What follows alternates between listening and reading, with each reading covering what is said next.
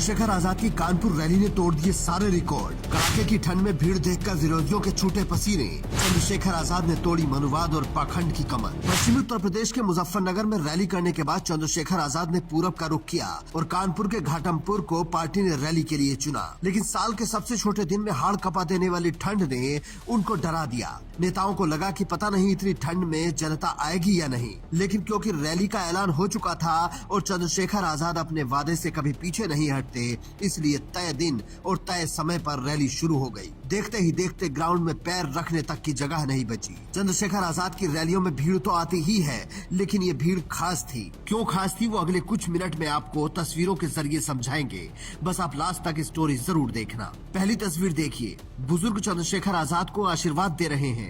इनमें ज्यादातर बुजुर्ग 70 साल के आसपास के हैं और कुछ की उम्र 90 साल के आसपास है। अब सोचिए, इतनी ठंड में ये लोग चंद्रशेखर आजाद को आशीर्वाद देने आ गए तो क्या वोट नहीं देंगे और अपने बच्चों से वोट नहीं दिलवाएंगे? लेकिन आज उन्होंने वोट से भी ज्यादा कीमती आशीर्वाद दिया और चंद्रशेखर आजाद की बातों से इतना प्रभावित हुए कि हाथों हाथ पार्टी भी ज्वाइन कर ली। दूसरी तस्वीर में आप देखेंगे तो बड़ी संख्या में आपको महिलाएं बैठी नजर आएंगी। ये उन लोगों को जवाब है जो कहते थे कि चंद्रशेखर आजाद की रैली में महिलाएं नहीं आती। तीसरी तस्वीर में आपको चंद्रशेखर आजाद के साथ मंच पर बच्चियां और कुछ बच्चे नजर आएंगे जो जोश में हाथ उठाए खड़े हैं। उसके अलावा इन तस्वीरों में आपको दिखेगा कि सर्दी के इस मौसम में भी इतनी भीड़ चंद्रशेखर आजाद को सुनने के लिए पहुंची थी, जहां उन्होंने मनुवाद पर ऐसा प्रहार किया जो बरसों तक याद रखा जाएगा। विचारधारा 4 है पे टिकी है।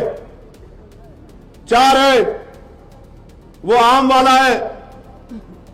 पहला है अंधविश्वास। जितना अंधविश्वास फैलेगा उतना मनुवादी व्यवस्था मजबूत होगी। दूसरा वो अन्याय। जितना अन्याय होगा उतना मनुवादी व्यवस्था मजबूत होगी। तीसरा असत्य।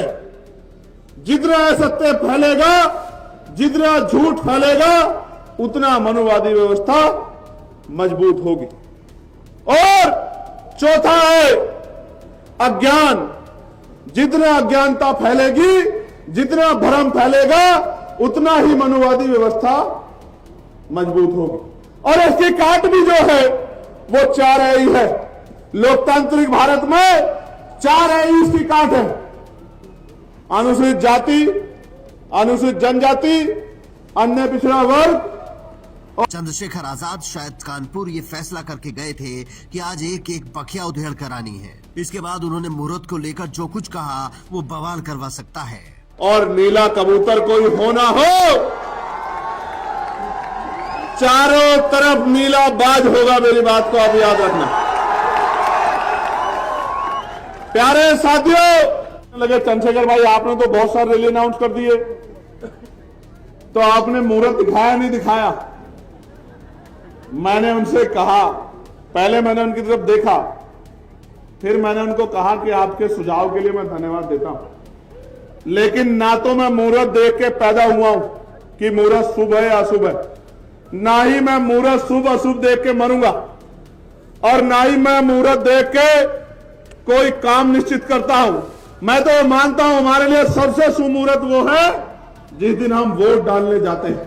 पूरब में चंद्रशेखर आजाद की ये रैली सीएम योगी के साथ साथ अखिलेश यादव की भी परेशानियां बढ़ाएगी, क्योंकि पश्चिम के पत्ते आजाद समाज पार्टी ने पहले ही मजबूत कर लिए हैं और सपा के गढ़ में सेंध लगा दी है। अब पूरब में भी सेंधमारी हो गई तो समझिए क्या हो सकता है, क्योंकि ये रैली पाल समाज ने करवाई है, जिसकी जनसंख्या यूपी में करीब 4% है। अगर ये दलित मुस्लिम के साथ आधे भी आ गए तो सरकार और विपक्ष दोनों पलट जाएंगे। यही सब समीकरण देखकर अब लोग कहने लगे हैं कि चंद्रशेखर आजाद को सीएम बनने से कोई नहीं रोक सकता।